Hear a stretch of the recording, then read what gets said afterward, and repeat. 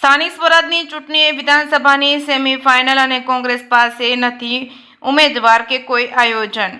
ભરૂચ જિલ્લા ભાજપ દ્વારા આગામી સ્થાનિક સ્વરાજની ચૂંટણીઓના પ્રયાસથી વાગરા વિધાનસભા હેઠળની ભાડભૂત જિલ્લા પંચાયત બેઠક પર વિકાસ સંકલ્પ સભાનું ભવ્ય આયોજન કરવામાં આવ્યું છે. પ્રદેશ ભાજપના મહામંત્રી ડોક્ટર પ્રશાંત કોરાટના અધ્યક્ષસ્થાને યોજાયેલી આ સભામાં ભાજપે વિકાસના મુદ્દે વિપક્ષો પર આકરા પ્રહારો કર્યા છે. નર્મદા કિનારે બિરાજમાન પવિત્ર ભારેશ્વર મહાદેવના સાનિધ્યમાં આ સભાનો શુભારંભ થયો છે. સભા પૂર્વે ડોક્ટર પ્રશાંત કોરાટ અને અન્ય પદાધિકારીઓએ મહાદેવની આરતી અને પૂજન કરી વિજય ભવનના આશીર્વાદ મેળવ્યા હતા.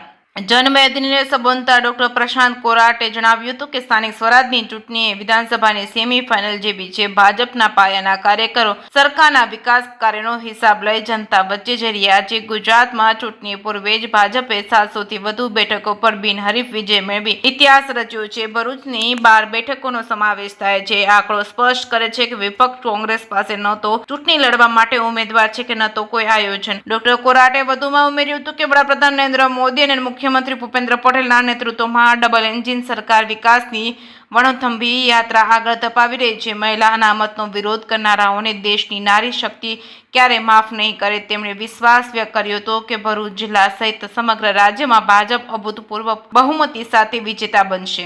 જે.કે. સિંહ સાથે કેતન મહેતા, ભરૂચ. ગુજરાત પ્રદેશની અંદર સ્થાનિક સ્વરાજની ચૂંટણીનો અત્યારે જોરદાર માહોલ જામેલો છે. આગામી 26 તારીખે મતદાનનો દિવસ છે. લગભગ 10,000થી વધારે સીટો પર સ્થાનિક સ્વરાજની સીટો પર ચૂંટણી છે અને અમારા ગુજરાત પ્રદેશ ભારતીય જનતા પાર્ટીના યશસ્વી અધ્યક્ષ આદરણીય શ્રી જગદીશભાઈ વિશ્વકર્મા સાહેબના નેતૃત્વમાં ભારતીય જનતા પાર્ટીના 10,000થી વધારે કાર્યકર્તાઓ ચૂંટણી લડી રહ્યા છે. આજે ભરૂચ જિલ્લાની અંદર પણ ભાડભૂત ખાતે એક ભવ્ય સભાનું આયોજન કરવામાં આવ્યું છે.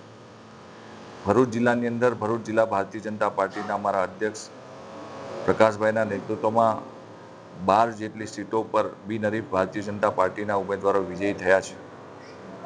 આજે આ વાગરા વિધાનસભાનું સંમેલન છે અને અહીંના અમારા લોકપ્રિય ધારાસભ્ય આદરણીય શ્રી અરુણસિંહજી દ્વારા એક ભવ્ય સંમેલનનું આયોજન કરવામાં આવ્યું છે.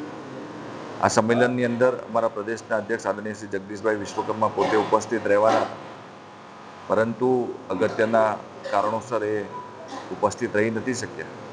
પરંતુ આખા ગુજરાતની અંદર જે રીતે એમનો જન સમર્થન યાત્રાના સંદર્ભે પ્રવાસ ચાલી રહ્યો છે અને અમારા માનનીય મુખ્યમંત્રી શ્રી આદરણીય શ્રી ભૂપેન્દ્રભાઈ પટેલ સાહેબ અને નાયબ મુખ્યમંત્રી શ્રી હર્ષભાઈ સંઘવી સાહેબ, ત્રણેય લોકોનો ગુજરાતભરની અંદર પ્રવાસ ચાલી રહ્યો છે.